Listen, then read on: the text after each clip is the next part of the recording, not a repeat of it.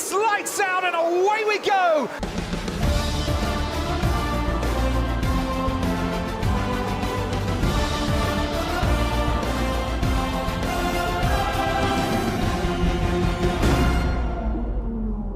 Sejam bem-vindos mais uma vez ao Lights Out Podcast, este é o nosso podcast de Fórmula 1, como sempre. Estou com o Tomás, o meu nome é Alejandro, como é que estás, Tomás? Está tudo bem, vamos lá comentar o grande prémio aqui da Austrália, em Melbourne. Este grande prémio que nos acordou a todos, muito cedo, estávamos aqui a comentar antes com o Edu, que hoje é o nosso convidado, aqui a representar a curva 4, como é que estás, Edu? Olá malta, tudo bem? Pá, foi muito cedo hoje. Gostou, já tivemos a falar também com alguns seguidores, gostou para todos, gostou de acordar às 6 da manhã, mas acho que valeu a pena porque temos aqui uma corrida que até teve várias coisas. Tivemos Charles Leclerc a vencer outra vez, mas com o primeiro Grand Slam da sua carreira. Tivemos o Russell no pódio, o primeiro é assim mais ou menos normal, sendo que o anterior foi aquele de Spa, no ano passado, foi um caso estranho. Tivemos os dois McLaren a ir aos pontos, que era uma coisa que este ano parecia mais complicada pelas anteriores corridas, e até tivemos um Albon que, saindo em último lugar, conseguiu chegar aos pontos. Nessa 10ª posição é o primeiro ponto da Williams, e com isto já a classificação de pilotos fica um bocado assim estranha, porque o Verstappen voltou a falhar. Se quiseres, Edu, começamos com esta vitória do Leclerc, destas coisas todas, e depois vamos falando do resto. O que é que achaste da corrida do Leclerc, do fim de semana no geral, que conseguiu este grande slam? O Leclerc teve uma corrida imaculável. Eu acho que foi a corrida mais fácil, foi a corrida e a vitória mais fácil da carreira dele, de longe. Aliás, ele, durante metade da corrida, na última metade da corrida, ele só estava preocupado com a volta mais rápida. Ele não se preocupava com mais nada, e isso só demonstra o quão bom esteve o carro e o quão bom esteve o Charles neste fim de semana. O Ferrari neste momento é o carro mais forte, eu acho que isso é inquestionável, e acho que ainda vai estar mais forte nos próximos grandes prémios, mas o Leclerc está numa liga sozinho. Ele está mesmo num patamar muito altíssimo, e eu acho que ninguém o consegue acompanhar neste momento. E até porque aquele que era o único que podia mais ou menos oferecer uma luta, nem sequer conseguiu acabar a corrida. Temos mais uma vez um problema de fiabilidade no Red Bull, que era aquilo mais ou menos que estavas a dizer, Edu. Já não é só uma questão de ter o carro mais rápido, que é o carro da Ferrari é mais rápido, mas é que também parece ser o mais fiável. No resto da grelha, quase todas as equipas tiveram problemas com o carro, problemas de fiabilidade, e não aconteceu assim com o Verstappen. Tomás, queria-te também perguntar a tua opinião sobre a corrida de Verstappen, se bem que acabou por ficar um bocado apagada depois desse DNF. Não, mas a corrida do Verstappen acaba por ser ali ter o ponto final a meio da corrida, mas a verdade é que nunca teve hipótese de sequer lutar contra o Leclerc. Mesmo no sábado, na qualificação, nós vemos que o Verstappen faz uma boa volta, mas depois o Leclerc consegue fazer uma volta ainda muito melhor, e aí começou logo a perceber-se a diferença em que havia entre o Ferrari e o Red Bull de Max Verstappen. E depois na corrida, apesar de ter tido um bom arranque, o Verstappen, o Leclerc fecha-lhe logo a porta a ele e ao Checo Pérez, que tentaram atacar com tudo na primeira curva, e depois foi um passeio, mais ou menos aquilo como o Edu estava a dizer, do Leclerc, em que focou-se mais na última parte da corrida em fazer a volta mais rápida, e então aí nós temos a certeza que o Leclerc e o carro da Ferrari estão muito superiores a qualquer outro carro na grelha agora, e há algumas mudanças na Red Bull, porque uma coisa é eles serem muito superiores, agora arriscarem-se a perder corridas em que nem sequer conseguem chegar a um ponto por problemas no carro, aí já se pode começar a complicar muitas contas para o Max Verstappen. E eu acho que até já estão complicadas. Hoje tiveram, entre aspas, mais ou menos aquela sorte do Sainz também não ter acabado a corrida em relação aos pontos a nível de construtores, mas é que o Sainz teve um fim de semana negro. Já na qualifying teve problemas. Ele é um piloto muito autoexigente, está sempre chateado, ele não se esquece que tem 2 pódios nas 2 primeiras corridas, e mesmo assim continua chateado porque não consegue ser mais rápido que o Leclerc. Mas este fim de semana ainda se notou mais, e no qualifying, com aqueles problemas de trave, com as bandeiras vermelhas, não conseguiu fazer uma boa qualificação, e depois mesmo no arranque da corrida, Edu parece que não conseguia sair dali, dos lugares baixos, e acabou mesmo na gravilha. Pois, o Sainz teve um fim de semana para esquecer. Ele dizia que estava com ritmo, antes do fim de semana começar, ele dizia que estava com ritmo para fazer pole position, para lutar pelo grande prémio com o colega da equipa, mas depois aquela última volta da qualificação foi terrível. O Sainz andava a fazer os melhores tempos, e depois a última volta mete-o em 9º lugar, foi mesmo muito mal. ninguém estava à espera mesmo. E na corrida ele deixou-se cair, aquele início foi péssimo, caiu para o fundo e depois ali a lutar, acho que foi com o Tsunoda, já não me lembro muito bem. Depois teve uma má abordagem e meteu o carro na gravilha e o carro ficou ali atolado e foi totalmente culpa dele, não pode culpar mais ninguém. Ele teve um fim de semana para esquecer e daqui tem que... são aprendizagens, ele daqui tem que melhorar para ver se consegue acompanhar o plano. É engraçado que eu pareci também ao fim de semana do seu compatriota, porque o Fernando Alonso vinha a fazer uma qualificação incrível, vinha já na Q3 a fazer um grande primeiro setor, o melhor segundo setor no geral, e estava com um bom ritmo. Vimos que o Alpine no geral tinha um bom ritmo, para além nesse segundo setor, mesmo no geral, e teve aquele problema hidráulico que nós referíamos também no nosso podcast, e pronto, não conseguiu chegar mais para além do top 10, mas é que na corrida também não teve muita mais sorte. Pois, para ti que tu és nacionalidade espanhola também, isto foi mesmo muito difícil. É aquele meme que se diz, é o Spain without the S. Spain. Foi mesmo muito complicado para os espanhóis. Foi mesmo bem neste fim de semana e acho que até mais para o Alonso, porque falo no meu ponto de vista, acho que o Sainz tem muito mais tempo a ganhar corridas, tem um carro muito mais competitivo, este ano pode até lutar por vitórias sem nenhum problema. Agora o Alonso tinha este fim de semana uma boa oportunidade, tinha um carro bastante competitivo, espero que também continue a evoluir. E pronto, tivemos mais um fim de semana sem Alonso. Tomás, não sei se queres também comentar a corrida destes dois.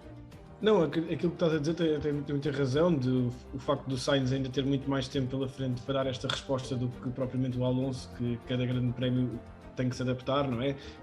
Sabemos que há pistas onde o Alpine vai ser mais competitivo do que outras. Agora, eu acredito muito que aquilo também que o Edu estava a dizer, que o Sainz sentia-se muito mais confortável à entrada para este grande prémio e até tivemos no primeiro treino ele a ter o tempo mais rápido. Pronto, a partir daí foi um descambar total do piloto da Ferrari, mas eu acredito muito que em Imola o Sainz também um pouco por aquelas características que estavas a dizer, Alex, de ser um piloto muito disciplinado, muito a preocupar-se com ele e estar sempre a reclamar para ter coisas melhores. Eu acho que ele vai se preocupar nestas 2 semanas para chegar a Imola e mostrar que Melbourne foi apenas um episódio e vai dar uma resposta muito melhor do que aquela que deu neste fim de semana e portanto acredito que em Imola vai ser a maior competição para o Leclerc, vai ser sem dúvida o Sainz, porque pela pista que não acredito que o Red Bull consiga sequer estar ali a cheirar os calcanhares aos Ferraris. E eu acho que se pudéssemos definir o Sainz como palavra seria trabalhador, que é acho que dos pilotos mais trabalhadores da grelha, e trabalhador é também o Checo Pérez, que fez o trabalho de casa, conseguiu aquela segunda posição, que eu acho que era o máximo que ele podia conseguir, e também sendo que o Verstappen não acabou a corrida, pronto, é minimizar danos, mas falta um bocado ao Checo. O que é que tu achas da corrida do Checo? Sim, o Checo teve uma boa corrida. Aliás, ele teve para mim a melhor ultrapassagem de todo o Grande Prémio, que foi aquela ao Hamilton, mesmo antes do safety car, ou aliás, ainda foi foi no início do safety car, mas pronto, a ultrapassagem ainda não tinha aparecido as bandeiras. Mas o Checo fez-lhe o que competia, ele teve azar com os safety cars, teve sempre azar, teve sempre de depois voltar a recuperar posições.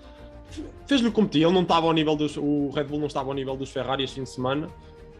O único problema dele, que era o que lhe preocupava, era a fiabilidade do Red Bull. Ele depois, quando viu o Verstappen a parar, obviamente que a sua preocupação foi ver se o seu carro chegava ao fim. Mas fez a corrida dele muito, muito controlada. Eu acho que o Checo tem dado a melhorar, porque até no Grande Prémio passado fez a primeira pole position da carreira e eu já vejo aqui um Checo mais competitivo, já não é tanto aquele piloto de estar ali para ajudar o Max, já vejo um Checo que faça resultados e que ajude a equipe.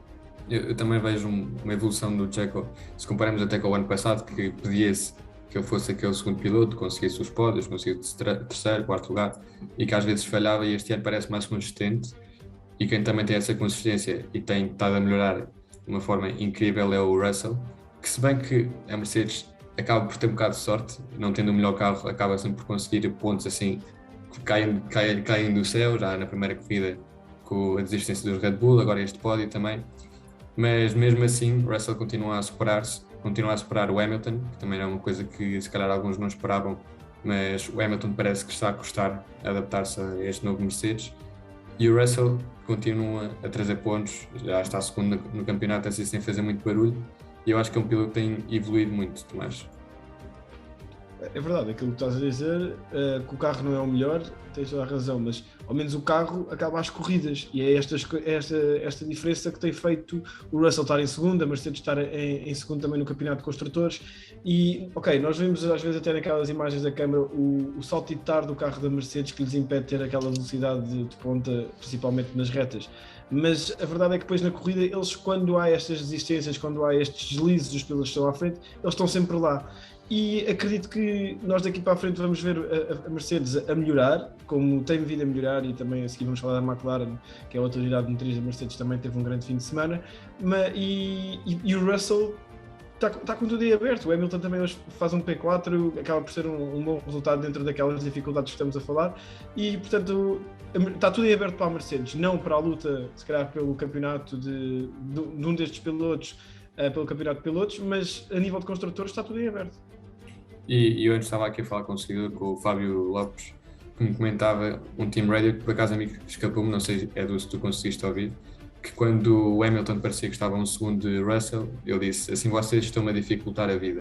Sim. E é um bocado comparação com aquele Bottas que tínhamos o ano passado e os anos anteriores, e este Russell que já não facilita tanto a vida. O que é que tu achas desta dupla, e também, se quiseres comentar, a participação do Russell este fim de semana?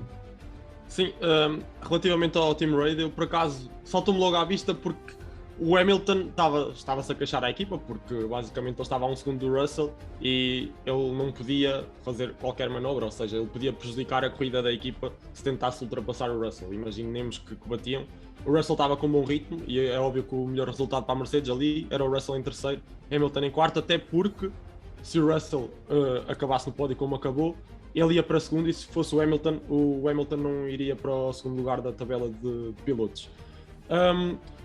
Mas é curioso o Hamilton dizer isso, e atenção, eu sou um grande fã do Hamilton mesmo, eu acho o Hamilton dos melhores pilotos de sempre da Fórmula 1, está ali a par do Senna para mim, sempre esteve, mas acho curioso esse Team Radio, a equipa estar a dificultar-lhe.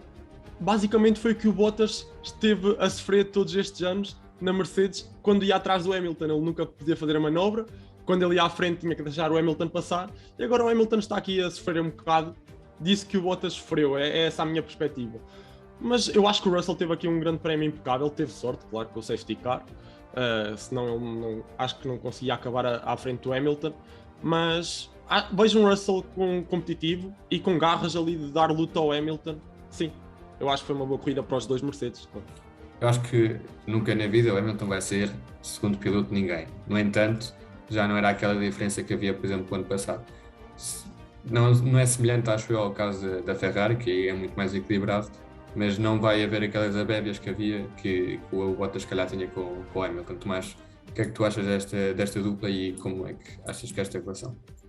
Não vou dizer que se inverteram os papéis, porque realmente é aquilo que estavas a dizer, o Hamilton nunca pode ser considerado segundo piloto em qualquer que seja a equipa, mas era aquilo que nós também já estávamos a prever quando o Russell fosse para a Mercedes, que ia haver muito mais equilíbrio entre os dois pilotos, e havia muitas coisas que o Bottas, aliás, aceitava, que o Russell não iria aceitar, e prova disso mesmo é esta comunicação rádio que vocês estão a falar, e em que a equipa não beneficiou o Hamilton e deu liberdade ao outro piloto, que neste caso é o Russell, para tentar chegar ao seu objetivo na corrida. Portanto, há sim mais equilíbrio atualmente na Mercedes, e não há esta grande diferença que temos assistido aos últimos anos na equipa de Toto Wolff. E também, onde não houve tanta diferença este fim de semana, que era uma diferença que nós tínhamos estado a ver ao longo do ano, foi na equipa McLaren. Víamos que Ricardo não se conseguia adaptar, já o ano passado, este ano também, mas Norris também não estava a fazer uma muito melhor época. A McLaren tinha tido muitas dificuldades ao início deste ano, e finalmente temos aí um quinto e um sexto lugar, bons pontos para a McLaren, uma McLaren mais forte, mais competitiva. O que é que achaste do papai e a time? Finalmente o McLaren está a trazer resultados para esta época. Deixa-me muito feliz, acima de tudo deixa-me muito feliz, porque a McLaren é essencial na Fórmula 1 e ter a McLaren lá em cima é muito importante, e eu sendo fã da McLaren, e a maior parte de todos os fãs da Fórmula 1 gostam da McLaren, é mesmo muito bom voltar a ver a McLaren fazer bons resultados. Mas é importante referir que a McLaren não melhorou o carro, não trouxeram quaisquer upgrades para a Austrália. Basicamente, era um circuito onde o carro se adaptava melhor e pronto, eles tiveram bem, não digo que foi sorte, eles foram capazes, fizeram bem o trabalho, tanto o Norris como o Ricardo, é importante referir que ambos os pilotos estiveram muito bem. Mas sim, vê-se aqui uma McLaren a melhorar progressivamente os resultados, e agora com os upgrades que vão trazer para Imola, ao que tudo indica, eu acho que a McLaren pode voltar a lutar por pontos consecutivamente. Sim, foi um início difícil, mas eu acho que as coisas estão a endireitar mais ou menos para a McLaren. Já na Arábia Saudita, o Norris conseguiu um 7º lugar quando ninguém o esperava. Sim, eu acho que a McLaren vai começar aqui a endireitar mais ou menos os resultados, ali mais ou menos a lutar com a Alpine. Achas que a Imola consegue outra vez os dois entrar nos pontos? Isso é mais complicado, porque o Norris consegue. O Ricardo, eu gosto do Ricardo, mas o Ricardo está numa fase, já não está naquela fase de prime da sua carreira. Não sei. O Norris, acredito mesmo que vá. O Ricardo, pronto, depende dos dias. Se tiver um dia bom, também. E é porque este ano também temos muitas mais equipas e muitos mais pilotos competitivos nessa zona média da tabela. Se, por exemplo, se o Verstappen e se o Sainz não tivessem abandonado, se calhar o Ricardo não estava naquela posição. Se o Alonso tivesse tido um dia mais favorável também, o Alpine era capaz de estar aí mais em cima. Então, Tomás, achas que esta McLaren vai conseguir chegar ao ponto de lutar com a Alpine, ou ficar aí um bocado no meio de ninguém? Não, acho que vai ser a equipa que sinceramente vai lutar com a Alpine. Não digo que vai conseguir lutar com a Mercedes, porque acredito que a Mercedes vai começar a ter os melhores upgrades no carro e o carro vai começar a ser mais competitivo. Não digo para lutar com o Ferrari, mas ali com o Red Bull. Mas sim, vai ser uma batalha interessante entre os Alpine e os McLaren. E é aquilo também que o Edu estava a dizer: o Norris é quase garantido que em pistas onde o carro se sente mais confortável e é mais competitivo, ele vai pontuar. O Ricciardo, não digo que nós esperávamos isto, mas é aquilo que nós vimos o ano passado, em 2021, é uma incógnita em cada grande prémio. Às vezes pode sacar um coelho da cartola, como às vezes podemos ter o Ricciardo a nem sequer conseguir passar do Q1. Portanto, acho que sim, se estivesse a puxar as fichas, apostava sempre no Norris, não é? Quando vemos que o carro é competitivo naquela pista, mas vai ser interessante porque também já vimos o Alpine, apesar de ter um bom carro, teve vários problemas, como em Jeddah e agora em Melbourne. Portanto, vamos ver, vai ser uma luta interessante entre estas duas equipas. E atenção, nós temos que nos lembrar que o Ricardo tinha o fator casa neste grande prémio. Portanto... Exatamente, a partida estava mais habituado à pista do que o Norris e do que qualquer outro piloto. Exato. A pista realmente pode estar mais ou menos habituado, mas como sofreu tantas alterações também já nem era... Acho que o fator casa neste caso era mais uma questão emocional, mais de motivação, do que realmente de conhecimento da pista, mas não sei até que ponto é que o fator casa pode fazer com que o carro puxe mais. Mas... O Norris na conferência de imprensa a seguir à qualificação disse isso, pronto, num tom de brincadeira obviamente, mas disse que o Ricardo tinha esse fator a seu favor e que tinha pelo menos estava favorecido em 3 segundos por volta só por causa de ter os fãs com ele. Pronto, é só um ponto. Se assim fosse, era engraçado ver, tipo, não sei, se calhar nos Estados Unidos. Pois, e agora vão haver lá muitos grandes prémios, já ia estar em altas já. Estávamos a falar assim agora dos pontos da McLaren. Quem conseguiu chegar aos pontos, esta vez pela primeira vez na Williams, e também os primeiros pontos da Williams desta época, foi o Albon, que fez uma corrida excepcional. Falámos do Leclerc, que neste caso foi o piloto do dia, mas é que o Albon conseguiu também relembrar um bocado o Checo com esses pneus duros com imensas voltas. Também houve um grande trabalho da parte da estratégia da Williams e, a fim de contas, o Albon conseguiu sacar um ponto numa equipa que parece que este ano não tem o melhor carro, nem perto nem de longe. Tomás, o que é que achaste do Albon e do Williams na geral, que o Latifi já parece que cansa um bocado? Por acaso esta corrida do Williams fez-me lembrar um bocadinho em 2020, aquela corrida, se não me engano, em Nuremberg, em que no Grande Prémio da Alemanha, em que o Haas conseguiu também pontos, porque a estratégia foi completamente diferente de todas as outras equipas. E aqui, pronto, é uma estratégia que acaba por ser diferente, mas não é uma estratégia assim tão complexa. O Williams e o Albon tentam prolongar ao máximo aqueles pneus e acaba por também ter, pronto, o benefício de alguns safety cars, entre outras coisas, e conseguiu ter resultados. Acho que é um ponto importantíssimo para o Williams, principalmente na luta ali com a Aston Martin e talvez com as outras equipas, neste caso acho que é mais Alfa Romeo e a Haas, mas continua a ser uma equipa que, na minha opinião, não está ao nível nem da Haas nem da Alfa Romeo, mas contudo é um ponto e é importante, e é muito importante para o Williams somá-lo, para também poder ver algumas coisas e adaptar esta estratégia para outros grandes prémios para que tenha resultados também. Opiniões da Williams, Edu? A Williams tem de longe o pior carro, de longe tem ali a Aston Martin a par, mas a Williams não tem um bom carro, ponto. Como tu dizias, Tomás, não tem carro para andar a lutar com o AlphaTauri. Pronto. Sim, exato.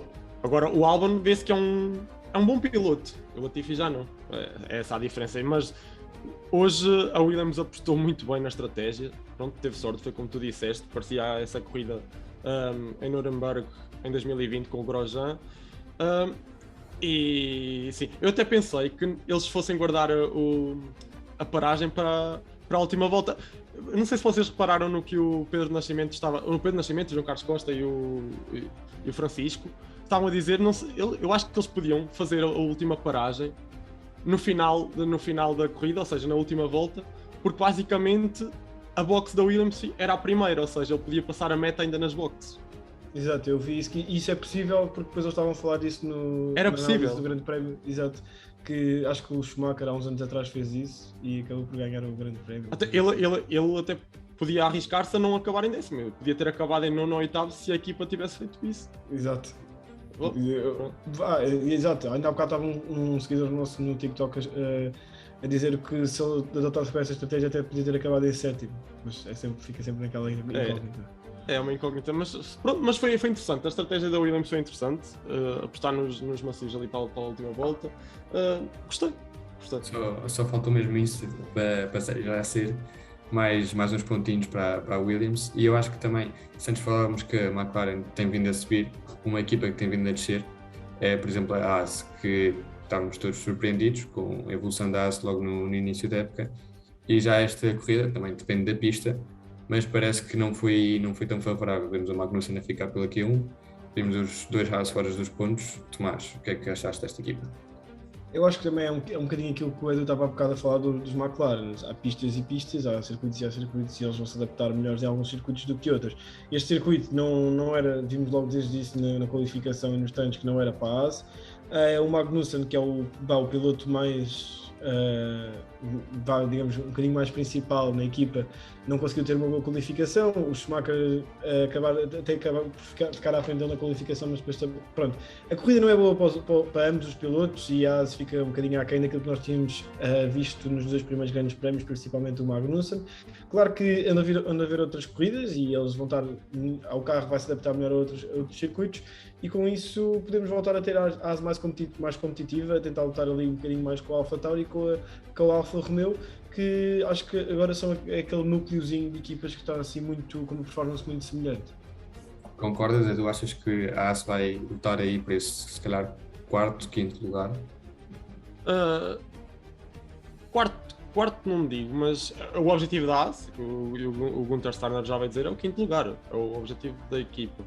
Mas foi como o Tomás disse, este circuito não era favorável à Haas, viu-se nos treinos livres, na qualificação, eles nunca tiveram boa performance, mas eu gostei da corrida do Magnussen. Ele depois, claro que não sei se Ricardo teve que ir às boxes, ele ainda não tinha parado, mas ele estava a ter umas batalhas engraçadas, estava-se a defender muito bem do Norris, lembro-me dessa batalha com o Norris, e vê-se que o Magnussen é mesmo um piloto muito aguerrido, muito competitivo. Agora, o carro, de facto, hoje não esteve no seu melhor, mas eu gostei, sinceramente, da corrida do Magnussen. Do Schumacher já não tanto, mas eu acredito que... aliás, não acredito que a Haas vá descer daqui para a frente. Acredito que tenha sido só mesmo uma corrida menos boa. E a Haas tinha aquele fator também nesta corrida de não poder ir até ao extremo, ou seja, eles não tinham o chassi extra. Ou seja, eles nunca poderiam arriscar. Portanto, ali uma corrida mais contida, não foram aos pontos, mas eu acredito que a AS venha a manter os resultados que tiveram, pelo menos na Arábia Saudita. Antes de acabar com o resumo deste grande prémio e passar ao quiz, queria também abrir aqui um pequeno debate, se calhar um bocado cedo para abrir este debate. Também fizemos esta pergunta nos nossos stories, que é: com a diferença de pontos que já existe entre Leclerc e Verstappen, Russell e os seguintes pilotos, estamos só na terceira corrida do campeonato. Parece que a Ferrari é o melhor carro, parece que também é o mais fiável, tem mais fiabilidade. Acham que já vai ser daqui para a frente um caminho de rosas, que já está meio fechado o resultado final do campeonato, ou ainda há muito para lutar? Ainda é muito cedo, ainda só estamos no terceiro grande prémio. Por acaso vocês meteram essa sondagem no Instagram, e pronto, de facto ainda é muito cedo para se dizer que está a ganho, literalmente, para a Ferrari, porque não está. Mas o Leclerc tem o caminho muito facilitado. O segundo neste momento na tabela de pilotos é o George Russell. O Russell com o Mercedes não tem competitividade para estar ali a par dos Ferrari. Sim, eu acho que está tudo muito, muito fácil para o Leclerc. E agora é manter no nível de performance. Ele agora basicamente já não precisa de arriscar nos próximos grandes prémios, que já tem isto mais ou menos controlado. Eu acho, sinceramente, que o Leclerc está no nível fantástico e pronto, ainda é muito cedo, volto aqui a referir, mas acho que vai ser o campeão. Não sei se te lembras, no último episódio que nós gravámos o ano passado, antes do Natal, que até vieste-me convidado, nós fizemos estas previsões. Eu lembro-me, já nem sei quem é que foi, mas alguém disse que o Leclerc ia ser campeão. Não fui eu. Eu pensava que era o Sainz. Eu também disse o Sainz. Não sei se foi o último, mais calhar, ou a Carolina, mas lembro que alguém referiu o Leclerc como campeão e nós estávamos aqui, estava a ver agora a sondagem que tu estavas a referir. Por enquanto, 81% dos votos diz que o campeonato é muito longo, ainda há muito tempo, mas pronto, era aquilo que tu dizias, facilita um bocado a vida ao Leclerc. Tomás, o que é que tu achas? Eu acho que vocês têm toda a razão naquilo que estão a dizer, mas só fomos a fazer assim contas por alto. Em 3 grandes prémios, o Verstappen perdeu 50 pontos 51 pontos, podemos ser mais precisos, para o Leclerc. Então, assim, nós vimos o ano passado que acabámos a última corrida com igualdade pontual e tudo a ser decidido por pontos e voltas mais rápidas, e foi tudo muito importante. E eu não vejo daqui para a frente o Leclerc, mesmo que não tenha um grande prémio bom, o carro a ter problemas que o levem a ter um DNF. Agora, claro que pode haver acidentes e o carro não conseguir continuar em pista, mas acho difícil. Contudo, tudo é possível. Nós tivemos a prova disso ano passado, quando chegámos ali ao pé daquela corrida do Brasil, com o Hamilton a ser aquela masterclass, e portanto na Fórmula 1 nunca podemos dizer nunca, exatamente. Portanto, vamos esperar, mas está muito difícil para qualquer piloto sem ser o Leclerc. E pelas próprias características do Leclerc, ele não é um piloto agressivo. É um piloto que está-lhe inato as características de ultrapassagem, de guiar bem, mas não é um piloto agressivo como, por exemplo, o Verstappen era. E ele não sendo um piloto assim muito agressivo, eu acho que ele não tem esses problemas de ir porventura fazer um DNF no próximo grande prémio e para ir à frente. Portanto, eu acho que, e tendo um carro aqui muito fiável como o Ferrari, eu acho que realmente as coisas estão muito bem encaminhadas para o Leclerc. Era só isto. E apontavam mais metódico. Apontavam os dois esse fator da fiabilidade da Ferrari, mas pronto, há outro Ferrari em pista, que é o Sainz. O Sainz teve hoje um DNF, mas nas 2 anteriores corridas. É certo que não teve vindo do Leclerc ainda, mas também é um dos candidatos ao título. Acham que o Sainz pode chegar ao ritmo do Leclerc? Acham que pode superar o Leclerc, Edu? Não, acho que não. O Sainz é muito trabalhador, e foi como tu disseste, eu no último podcast que aqui estive, eu pensava mesmo que o Sainz é que ia ser se a Ferrari estivesse lá em cima como está, pensava que o Sainz é que ia ser o campeão, mas de facto o Leclerc trouxe à tona a sua qualidade. Ele é uma pérola. Tudo o que ele fez nas camadas jovens até aqui, e agora está a demonstrá-lo. Pronto, o Sainz é trabalhador, mas falta-lhe aquela qualidade que ou se nasce com ela ou então não sei explicar. Eu acho que agora o Leclerc está numa liga à parte e o Sainz pode lutar pela posição na tabela de pilotos com o Max, mas não acredito que vá apanhar o Leclerc. Achas que o Sainz chega lá? Não. Eu acho que para já está difícil. Vamos ver por aqui para a frente, mas eu também concordo muito com aquilo que o Edu está a dizer, que é aquele pequeno detalhe entre um bom piloto e um grande piloto. Exato. E é isso, esta pequena coisinha que agora está a fazer a diferença e acho que também vai fazer a diferença daqui para a frente. Eu por acaso, também acho que se calhar não vai ser campeão, mas acho que a diferença não vai ser tão grande como aquela que estamos a ver no início da época. Acho que esta diferença vai se reduzir. Não sei se para ficar em segundo, para ficar em terceiro no campeonato de pilotos, mas eu acho que esta diferença vai se reduzir. E já para acabar este resumo do Grande Prémio da Austrália, como sempre nós pedimos para vocês definirem ou para explicarem esta corrida numa palavra nos nossos stories. A Carolina diz que foi incrível, o Diogo Galvoeira diz New Champion, a referir-se ao Leclerc, entendo eu. Não deveria ser ao Albon. O Henrique diz que é muito cedo e eu acho que toda a gente subscreve estas palavras. Rodrigo Oliveira, Max in the mood, ou seja, na lama, porque não creio que eu esteja no mood muito contente. BXA 1904, incrível. E Xavier Magalhães diz fácil, a referir-se, entendo eu, à corrida de Leclerc. Edu, ficavas com alguma destas? Punhas mais alguma palavra para descrever esta corrida? Não, eu acho que também ia para uma corrida eu descreveria como passeio. Uma passeata do Leclerc. Mas foi uma boa corrida, total. Passeio matinal. Tu, Tomás? Também ficava como fácil, passei, porque foi o que realmente aconteceu. Sim, e pronto, é um passeio que nós estamos a ver nestes passeio entre aspas, porque houve luta também nos outros grandes prémios, mas parece que a Ferrari tem realmente nível e velocidade para levar este grande prémio. Não sei se Leclerc irá, este grande prémio, aliás, para levar este Mundial, não sei se o Leclerc será campeão do mundo, mas Edu, agora é a tua vez de demonstrares esse talento inato. Já passaste por aqui outras vezes, já demonstraste que tens qualidade para resolver os nossos quiz, as nossas perguntas, portanto, vamos a isso. Como sabem, Edu, pronto, já deves saber como é que isto funciona. Temos uma primeira parte em que o Tomás diz 3 pistas e tens de adivinhar o piloto, é o Guess Who. Depois passamos a Radio Check, são vários Radio Checks que houve ao longo do Grande Prémio e tens de adivinhar quem é que disse o Radio Check, e acabamos com um teste de velocidade de reação, que pronto, já viram em vários sítios, mas é quando os sinais se desligam, tentar carregar o mais rápido possível. Portanto, Tomás, quando quiseres, vamos a isso. Vamos lá, eu vou dar 3 pistas. Acho que já sabes como é que isto funciona mais ou menos, Sim. portanto, bora lá. Então, o primeiro piloto tem 21 anos, já alcançou 36 pontos na Fórmula 1 e o seu número é o 22.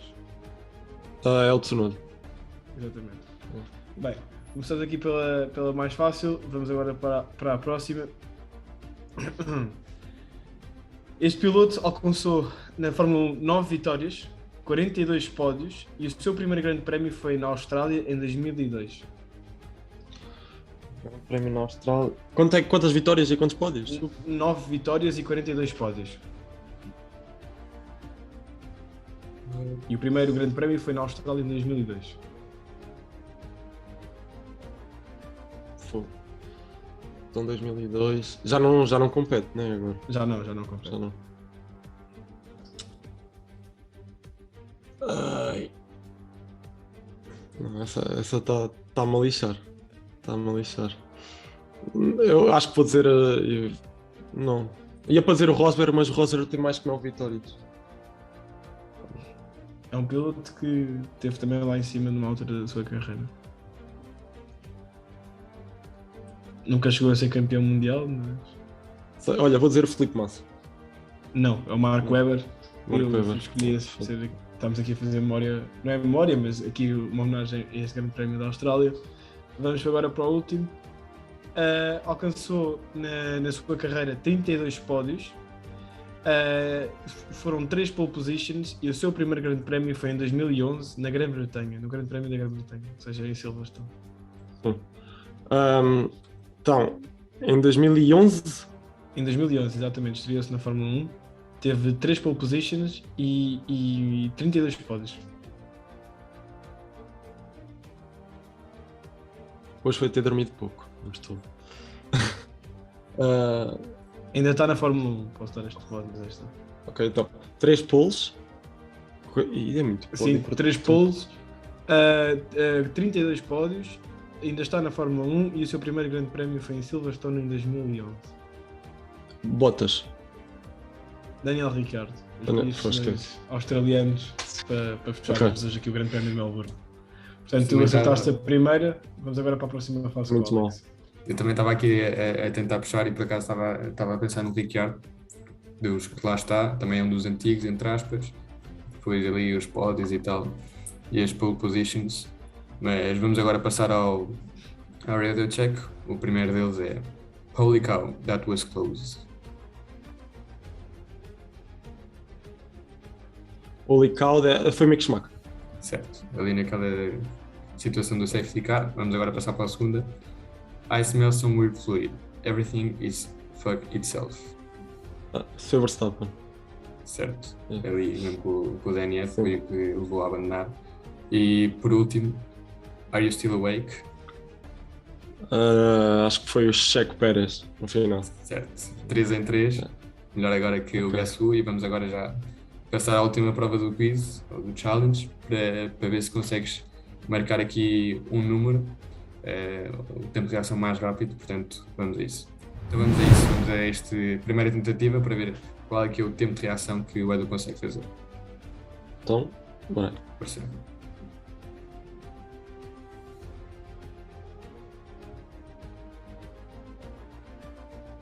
Uh, 0-3-3-4.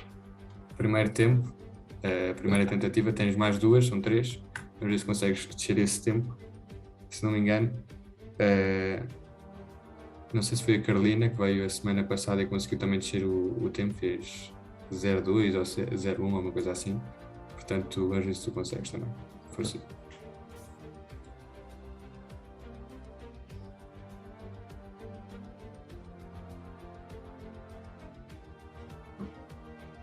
Uh, 0-3-5-5.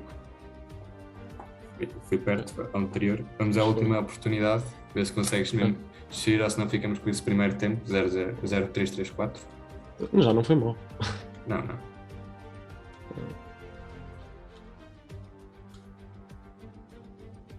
Esquece. 0-3-5-8. 0,3, bastante perto. Fogo. Portanto, ficamos com esse primeiro tempo, com o 0,334. E com isto chegamos ao fim de mais um episódio, ao fim de mais uma corrida. Vai ser mais uma semana à espera de Fórmula 1, porque não voltamos para a semana, voltamos daqui a 2 semanas em Imola. Edu, o que é que achaste do programa? O que é que achaste da corrida no geral? Desta agora na Austrália. Eu achei que das 3 corridas que tivemos até agora foi a mais calma, ou seja, foi a que não teve tanta emoção ali na luta pela vitória, obviamente, mas achei que foi mais fraca das 3, mas gostei na mesma. Eu acho que os novos regulamentos estão a cumprir. Aliás, se os novos regulamentos não tivessem a cumprir, eu acho que o Williams não tinha ido aos pontos como teve e não estava lá a lutar com os outros carros. Portanto, eu gostei, mas não esteve à altura dos outros 2 grandes prémios. Esta é a minha opinião. Houve alguns seguidores que se calhar se fosse assim das 6 adormeceram, se fosse mais tarde não tinham adormecido, mas este horário tampouco ajudava. Tomás, o que é que achaste assim, um titular? É uma corrida mais sem aquela espetacularidade toda que temos visto nos primeiros grandes prémios, mas também vai haver assim corridas destas ao longo do campeonato. Mas pronto, esperemos que a Imola as coisas aqueçam outra vez, que é aquilo que nós todos queremos. E gostaram das mudanças no circuito, vocês?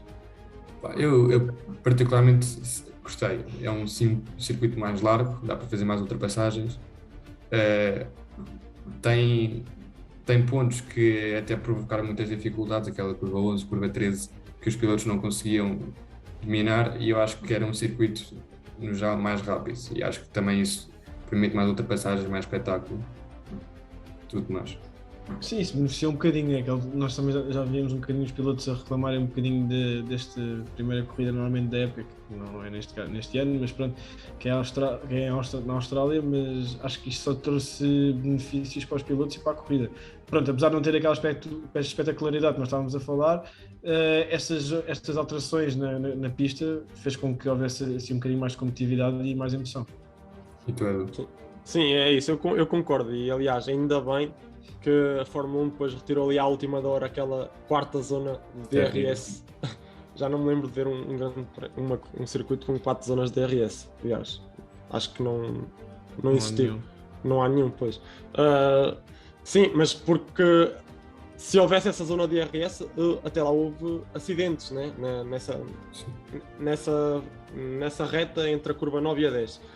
Imaginemos que com DRS era muito perigoso e pronto, portanto ainda bem que a Fórmula 1 retirou essa zona, mas de resto eu acho que sim, eu acho que as alterações foram conseguidas, foram bem conseguidas. A próxima corrida é a Imola, depois temos Miami pela primeira vez no calendário, que também temos um convidado muito especial, que pronto, vamos anunciar, e depois vemos Barcelona, que se calhar também alguns fãs da Fórmula 1 gostavam de algumas alterações na pista, conhecida às vezes por ser um bocado aborrecida. Mas até lá, pronto, se calhar há mudanças. Aquela última chicane, terrível, é a pior chicane do calendário inteiro. É uma chicane que quase faz a marcha atrás, é muito lenta. É horrível. E pronto, ainda falta para Barcelona, primeiro temos Miami e temos Imola. E até lá, nós vamos falando pelas redes sociais, vamos comentando das coisas e de certeza que estamos lá daqui a 2 semanas para comentar o Grande Prémio da Imola. Muito obrigado, Edu, por teres vindo. Obrigado eu pelo convite. E vemo-nos daqui a 2 semanas no Grande Prémio. Tchau.